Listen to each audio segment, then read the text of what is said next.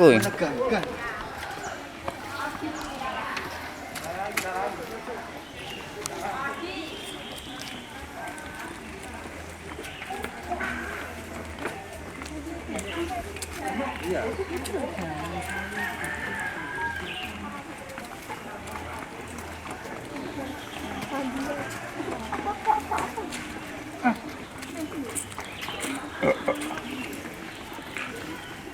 Mungkin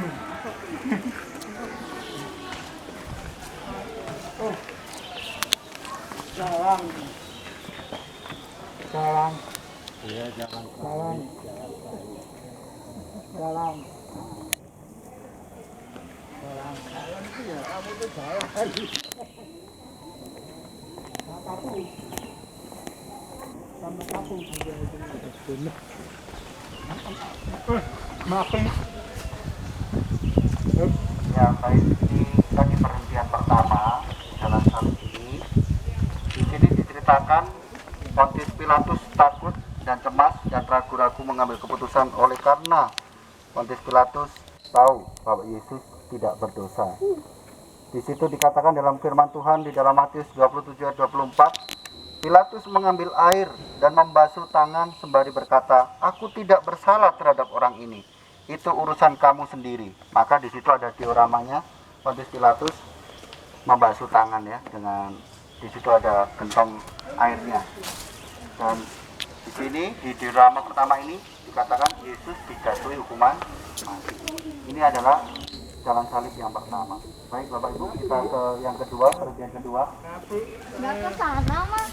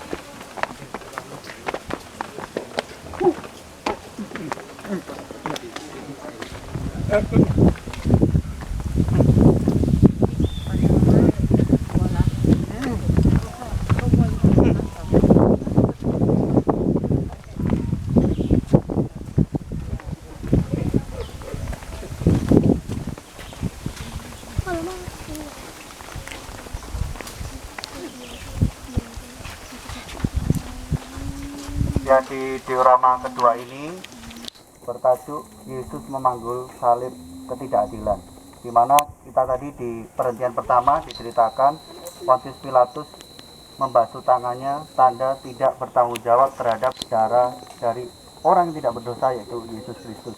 Dan di diorama kedua ini tampak bahwa mulai Yesus diminta untuk memanggul salibnya. Yesus telah diadili, kemudian harus berhadapan dengan para serdadu, dan Yesus Kristus bersikap taat, sabar, rendah hati, dan tidak mengeluh terhadap salib yang harus dia pikul. Yesus Kristus menerima dengan hati terbuka salam Yesus dari para serdadu dan salam dari raja-raja Yahudi. Salaman tanpa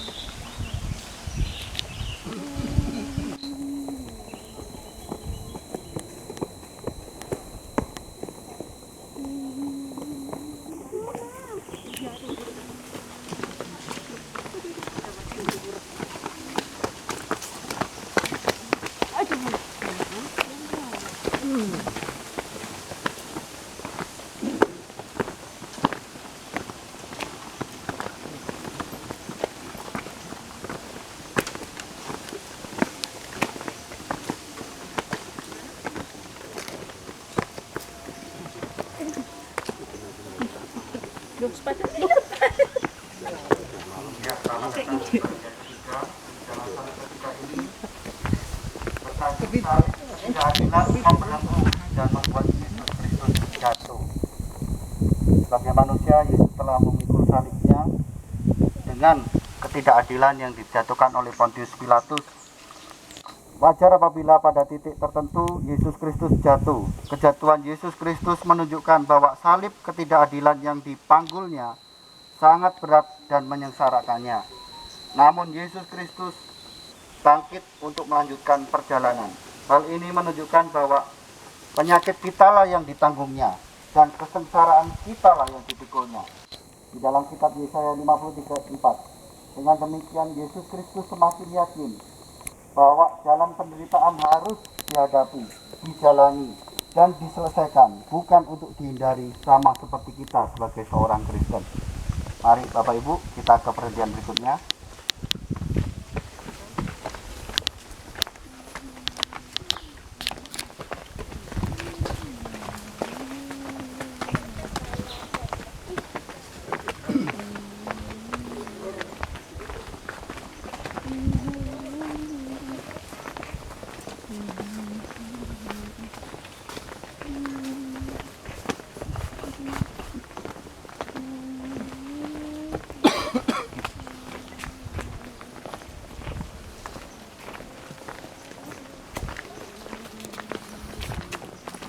Santai, Grace. Batu muntah. Iya. Iya. Kencang ke kita.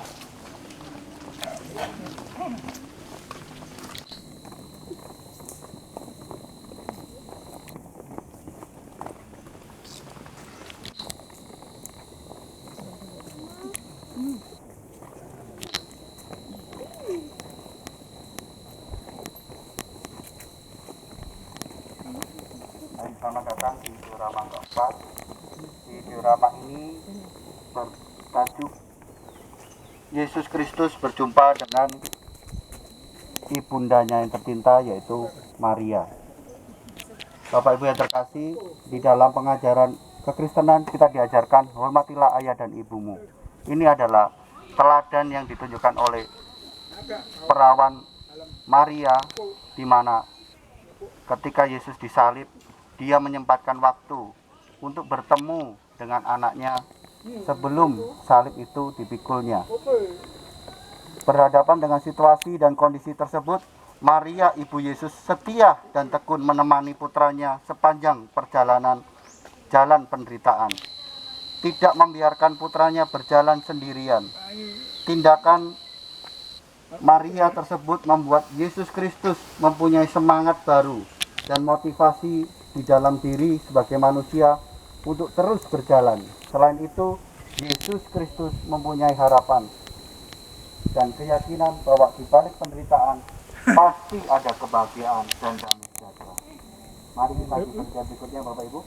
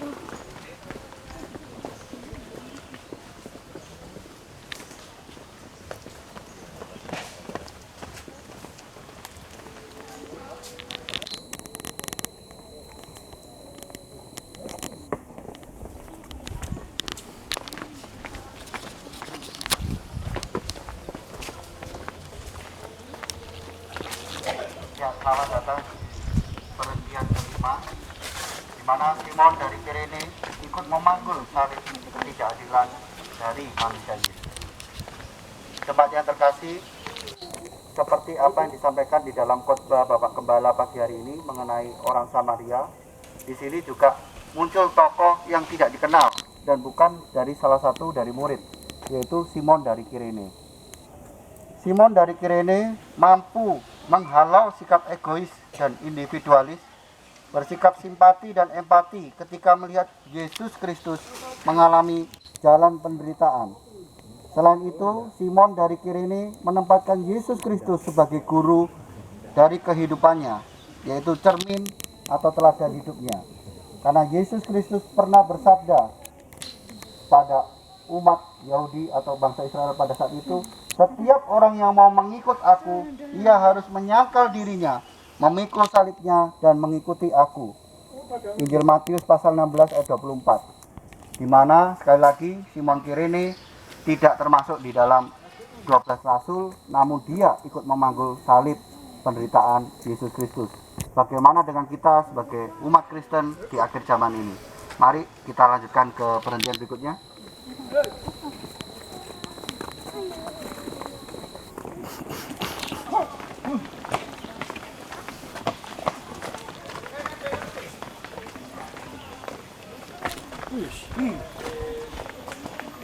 Iya, lek gak eru kan boleh kejeduk wong ya. Iya, makanya sikil itu diangkat. Gara-gara kan refleksnya itu kayaknya.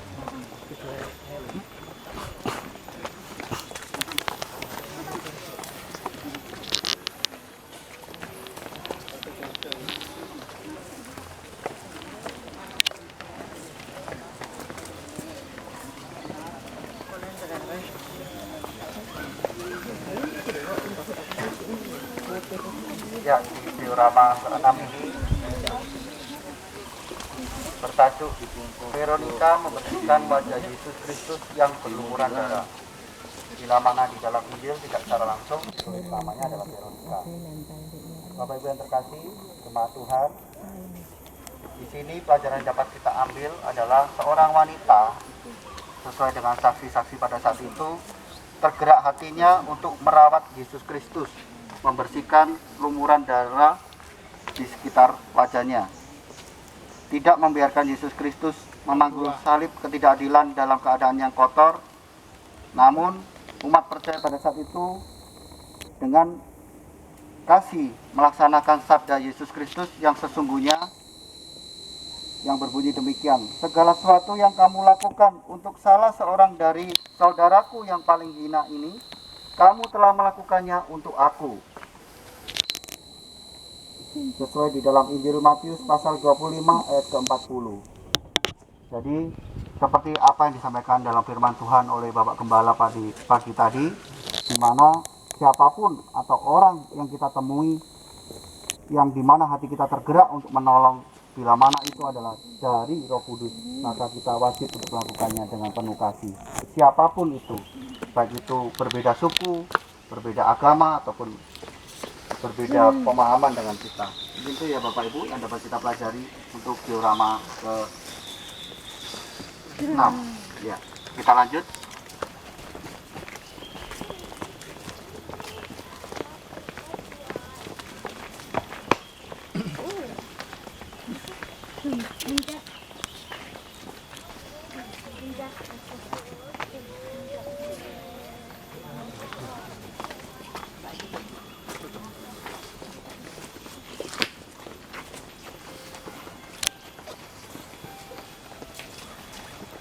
Ya, sekarang kita berada di perhentian ke-7, di mana di sini diceritakan Yesus Kristus jatuh tersungkur tertimpa salib ketidakadilan.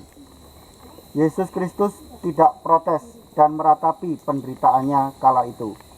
Seperti seekor domba, ia dibawa ke pembantaian, dan seperti anak domba yang keluh di depan orang yang menggunting bulunya, demikianlah ia tidak membuka mulutnya sama sekali.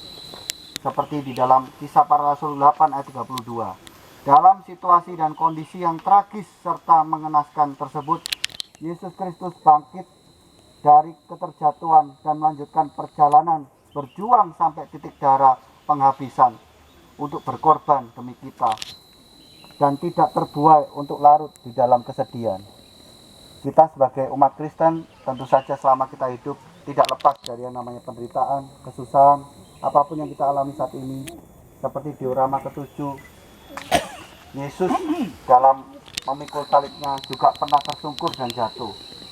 Bila Yesus saat itu tidak melanjutkan jalan salibnya, mungkin tidak ada lagi pengorbanan di kayu salib. Namun Yesus sebagai wujud manusia kala itu, ketika dia terjatuh, dia segera bangkit untuk melanjutkan panggilannya untuk menggenapi kitab Yesaya. Mari kita lanjut di drama selanjutnya, Bapak Ibu.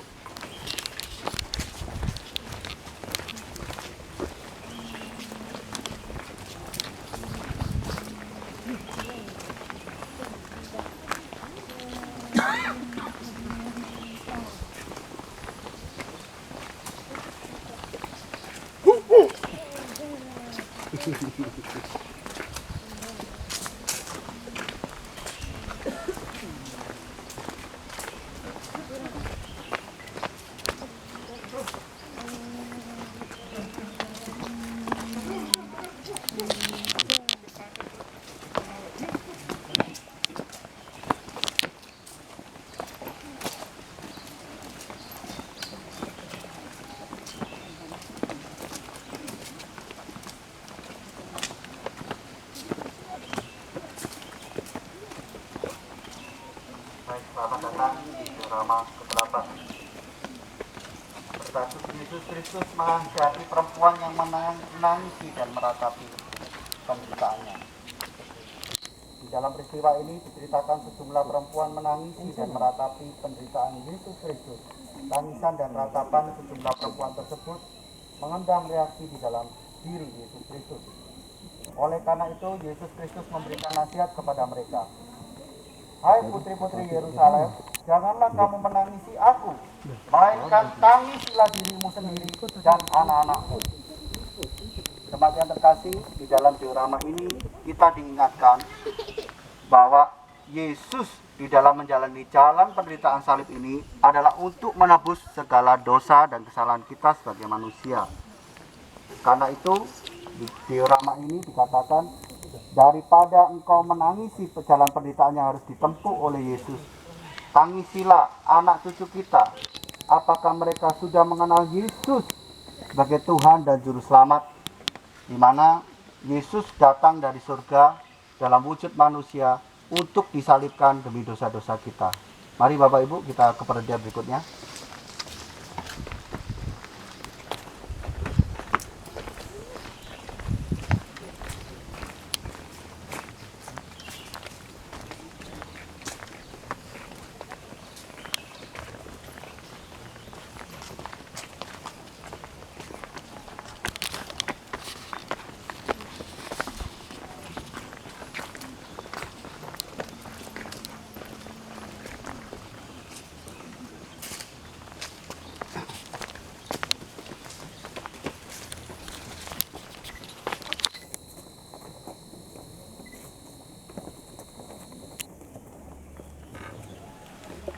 Ya, selamat datang di diorama ke-9 bertajuk Yesus Kristus jatuh tersungkur untuk ketiga kalinya. Di dalam peristiwa ini, Yesus Kristus kehabisan tenaga sebagai manusia dan jatuh tersungkur. Menjadi semakin jelas bahwa Yesus Kristus memikul beban yang sangat berat, beban fisik dan psikis sebagai manusia. Harus jatuh berulang kali. Realitas tersebut selaras dengan kata pemazmur, tetapi aku ini ulat dan bukan orang, telah bagi manusia, dihina oleh banyak orang. Semua orang yang melihat aku mengolok-olok aku. Mereka mencibirkan bibirnya, menggelengkan kepalanya. Mazmur 27 ayat 7-8. Bagaimana dengan kita hari-hari ini, Bapak Ibu, jemaat terkasih? Bila mana di dalam kehidupan kita seringkali kita menghadapi olok-olok atau diejek oleh karena kelemahan kita atau karena keyakinan kita sebagai seorang Kristen, sama seperti apa yang dialami Yesus, memikul salib sampai tersungkur, terjatuh 3 kali. Kiranya ini menjadi pelajaran bagi kita bahwa kita mungkin bisa terjatuh, tapi kita harus segera bangkit karena ada suatu alasan, ada tujuan yang lebih mulia daripada kejatuhan kita. Mari kita lanjutkan perjalanan kita.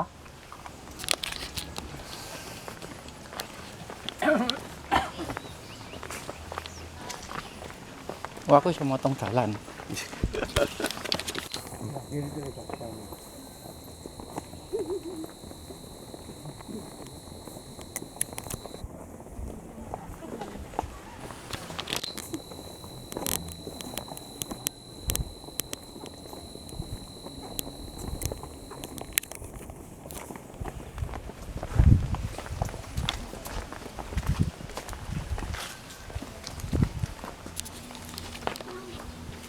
Ya, selamat datang di diorama 10 bertajuk Yesus Kristus dipermalukan dan ditelanjangi. Sesampainya di tempat penyaliban, Yesus Kristus ditelanjangi oleh para serdadu. Tindakan tersebut dilakukan oleh para serdadu untuk mempermalukan Yesus Kristus. Yesus Kristus bagaikan sampah di hadapan mereka. Hidupnya tidak mempunyai nilai lagi dan makna. Perlu kita ketahui bersama bahwa pemazmur telah meramalkan atau menubuatkan nasib Yesus Kristus tersebut. Di situ dikatakan, mereka membagi-bagikan pakaianku di antara mereka dan mereka membuang undi atas jubahku. Di dalam Mazmur 22 ayat 19. Sebelum Yesus dipermuliakan, dia harus dipermalukan. Mari kita lanjutkan perjalanan berikutnya, Bapak Ibu.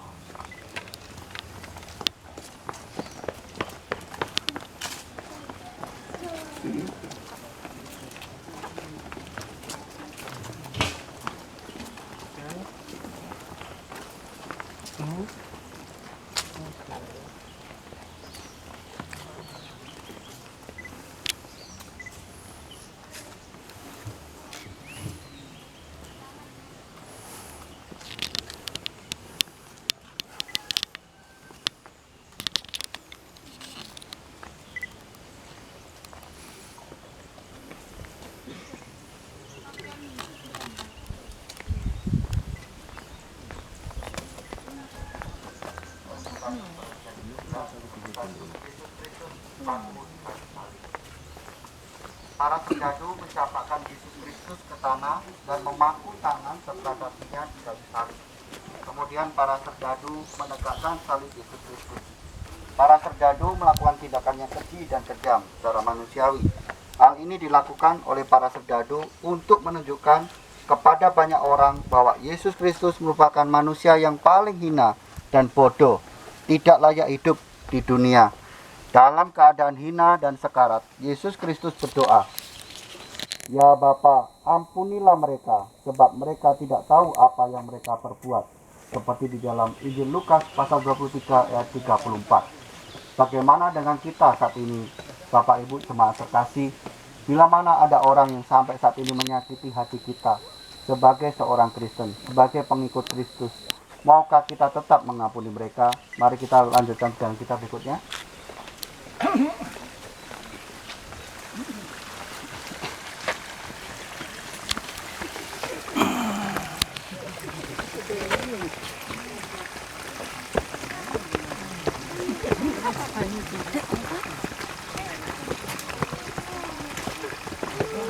Air terjun.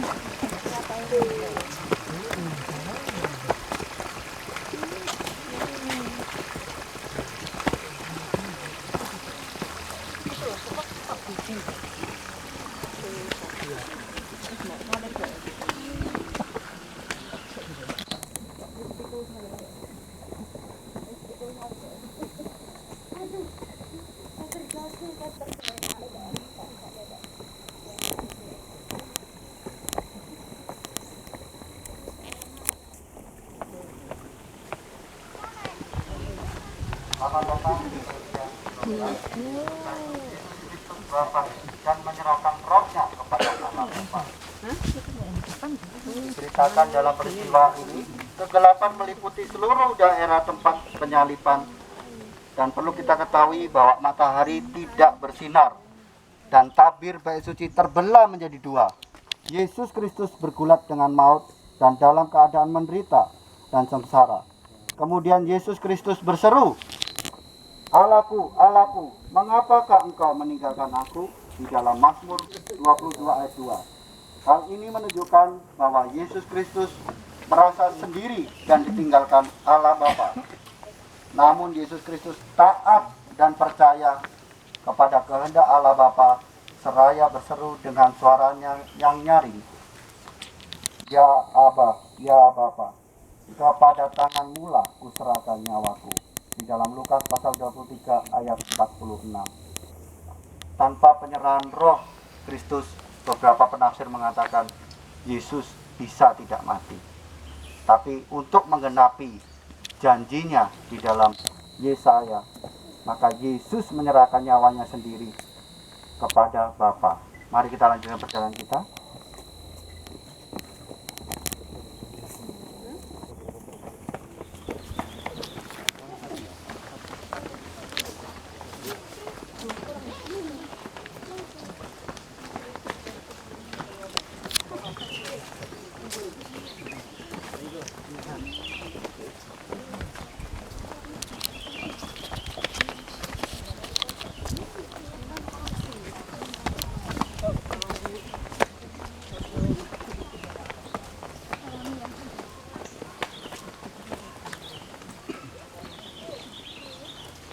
Sing garuk-garuk ini siapa namanya?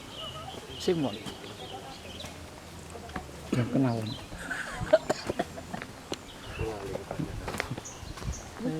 Kita PK kleru pada aku yang karo.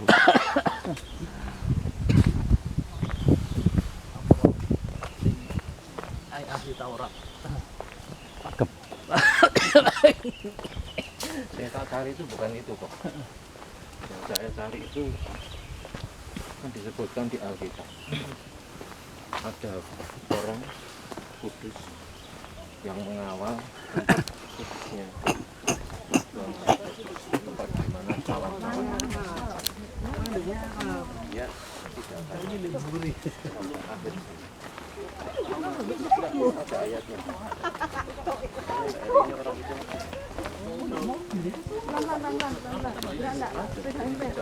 yang Tuhan Yesus Tuhan itu menunjuk dua orang loh salah sampai akhir ini dia Selamat datang dan dia tidak akan mati dua sampai diorama terakhir kita, yaitu diorama 13 dan 14. Nah, ini yang ke-13 bertajuk jenazah Yesus Kristus diturunkan dari salib oleh Yusuf dari Arimatea. Selanjutnya mereka mengambil mayat Yesus, mengafaninya dengan kain lenan dan memubuinya dengan rempah-rempah menurut adat orang Yahudi untuk menguburkan mayat, seperti di dalam Injil Yohanes pasal 19 ayat 40. Jadi di sini ada salah seorang di antara yang depan atau belakang ini yang bukan serdadu, ini adalah Yusuf dari Arimatea, di mana dikatakan dia berkorban ya, tidak hanya ketika proses menurunkan mayat Yesus saja, tapi dia nanti diceritakan memberikan kuburannya, kubur kosong gitu ya. Oke, mari kita lanjutkan perjalanan terakhir kita.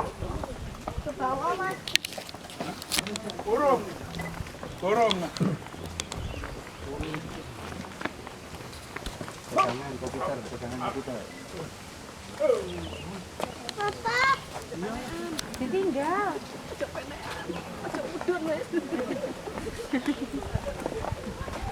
Ayo naik lagi, Pak. Pop, biar aku. Ini Ayo. selurutan, shoot. Mana gigit? Ojo menek-menek, Pak Pop. Nih, Pak Budi mbok salib pisan. ndi? Iku. Oh, Wis mbok salib pisan. ku Nabi Musa itu. Elisa. Oh, Elisa ya. Wah, penistaan agama.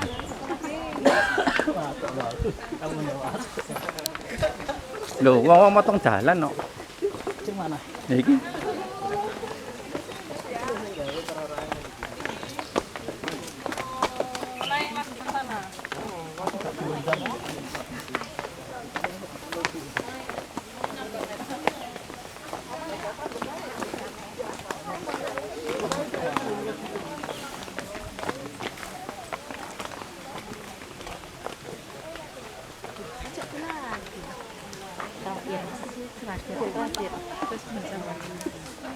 Ya, kita sekarang berada di diorama terakhir.